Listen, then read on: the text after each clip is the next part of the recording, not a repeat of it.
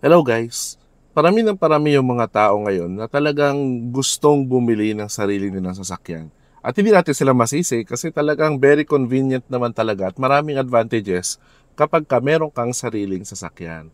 Pero minsan may mga tao na pag bumibili sila ng sasakyan, nakakalimutan nila i-consider yung iba pa mga cost o mga gastusin na kasama sa pagbili o pagmamayari ng sasakyan. Kaya ano-ano nga ba ito? Yan yung mga pag-uusapan natin sa video na to. Ano-ano ba yung mga gastusin na kasama kapag nagmamayari ka ng sasakyan dito sa Pilipinas?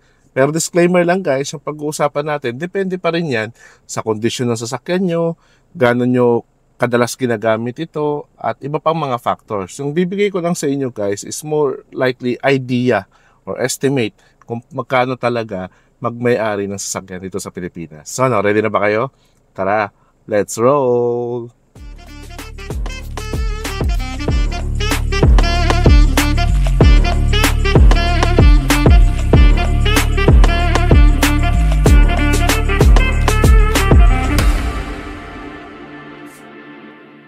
So, syempre, aside sa pinaka-presyo ng sasakyan, no, marami ka talaga pang i-consider. Number one na i-consider mo rin yung presyo ng gasolina or diesel o presyo ng fuel.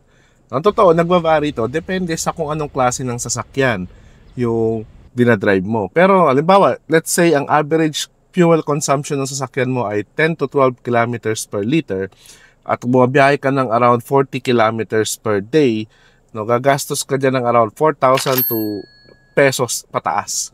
So, ganun yung makukonsumo mo sa gasolina kung everyday mong ginagamit yung sasakyan mo. Kaya ito yung tip ko guys, no, kapag nagdadrive kayo, learn kung paano ba yung mga fuel saving methods kapag nagdadrive. So, meron tayong video about dyan. Panoorin nyo rin guys. Siyempre, the next na i-consider nyo rin kapag meron kayong sasakyan, yung cost ng maintenance nito. So, hindi lang naman tayo basta drive ng sasakyan natin at gas ng gas. Kailangan din natin ito ipa-maintain para mas tumagal yung buhay nito. So, ang common na maintenance na ginagawa sa ating sasakyan ay yung mga PMS o Preventive Maintenance Service. Kasama na dyan yung oil change, air filter change, oil filter change, minsan cabin filter change, at iba pa. No, nagre-range yan easily ng around 4,000 pesos din. Pataas, depende na sa kung ano yung papagawa nyo at kung anong klase ng langis yung gagawin nyo. At pwede nyo, at kailangan nyo yung gawin at least every 6 months sa inyong sasakyan, di ba? So, additional ano rin yun, additional gastos din yun sa inyo.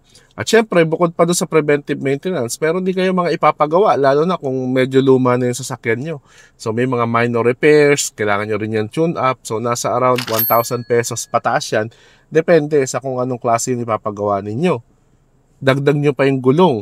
Ang gulong, replaceable part yan. Usually, around 3 years and up. Pagka ganun na edad ng gulong mo, pwede mo na yan palitan. Kasi nga, depende sa gamit mo, no? At syempre, nag-expire din yung gulong. So, 3 to 5 years or 6 years at the most, dapat palitan nyo na yan. So, ang average yan, kung isang set nyo papalitan, nasa 10,000 pesos yung 4 na piraso. Pinakamura na yon. So, depende pa sa brand at sa klase ng gulong na ilalagay nyo. So, i-consider nyo yung mga presyo na yan. At ang totoo, kailangan medyo malawak yung budget ninyo when it comes sa maintenance. Kasi nagva-vary talaga yan from time to time or every situation. Kaya kapag mas luma yung sasakyan nyo, mas kailangan niya ng maintenance. Next na dapat mo i-consider yung registration at saka insurance cost ng yung sasakyan. Kasi every year, ginagawa natin yan, hindi ba guys? So kapag magpaparehistro ka, emission test plus yung compulsory third-party liability insurance o yung CTPL, so gagastos ka dyan ng around 2,500 pataas, depende sa klase ng sasakyan mo or kung meron ka pa mga penalties na babayaran per year yan. At syempre, hindi naman to required, optional naman to, pero ina-advise ko rin kumuha rin kayo ng comprehensive insurance lalo na kapag kayo sasakyan ninyo ay medyo bago-bago pa, no, para may peace of mind kayo lalo na kapag may aksidente. So yung comprehensive insurance guys, nasa around 8,000 pesos pataas yan every year. Depende sa klase ng sasakyan nyo, kung gaano kalaki yan at saka yung type niya. So, added cost din yun. Sa pang dapat nyo i-consider yung mga parking fees and toll fees. So, syempre, kapag nakatira ka sa syudad, ginagamit mo siya sa trabaho, walang parking yung trabaho nyo, so nag-a-add up yan. Plus, kung kayo pa ay nagpupunta sa mga malls na hindi free parking, dumadagdag yan. Alam naman natin, parking can range from 30 pesos pataas. Depende, no? Tapos kung wala rin kayong parking sa bahay ninyo, baka kailangan ninyong mag-rent ng mga parking facilities, no, na binabayaran per month. Kagaya si Blake, meron tong parking facility na binabayaran ko every month. So kasama yon sa cost natin. So kayo na bahala mag-total nun. So depende sa inyo kung gaano kadalas nyo ginagamit yon. Isa rin na i-consider ninyo guys ay yung expressway. Kapag madalas kayong gumagamit ng expressway, so magkano ba yung toll fees yan? So depende rin yan. Nag-i-start yan from 79 pesos and above. Depende sa layo ng mga binabiyahe nyo. Lalo na kung araw-araw kayo dumadaan. So masakit sa bulsa rin yan kapag tinotal ninyo in a month. So yun yung mga i-consider ninyo when it comes to that. Last na pwede nyo na i-consider ay yung car wash and detailing. Siyempre, di na tayo gamit ng sasakyan. Gusto rin natin malinis yung sasakyan natin, lalo na ngayon, rainy season. Ang bilis talaga magpadumi ng ating sasakyan. So, kung hindi kayong maglilinis na sasakyan nyo, papa-car wash nyo yan, nagre-range na around 200 pesos pataas ang presyo ng car wash ngayon. So, depende na yun sa lugar. At kung naisip nyo naman na kayo mag-car wash, may gastos pa rin yan. Kasi yung sabon, yung shampoo, di ba? Tapos mga towels at iba pa, pati water bills nyo. Kasama rin yan kapag kayo yung nagka-car wash. So, pili na lang kayo, no, kung alin doon yung gusto nyong gastos. At syempre, kung gusto nyo rin panatiling fresh yung sasakyan niyo, lalo na kapag medyo luma na, no, I advise din magpa-interior detailing din kayo from time to time. So, halimbawa, once a year or depende sa inyo. At kasama rin yung kung gusto nyong maalaga kayo sa exterior, gusto nyo laging makintab yung sasakyan ninyo, o maganda rin, binabuffing yan, or in-exterior detailing, or pinapawax din natin. So, it will cost you more din. Pero kapalit naman nun, magiging maganda, maayos at malinis yung sasakyan ninyo. Okay, so i-average natin ngayon, magkano na ba lahat?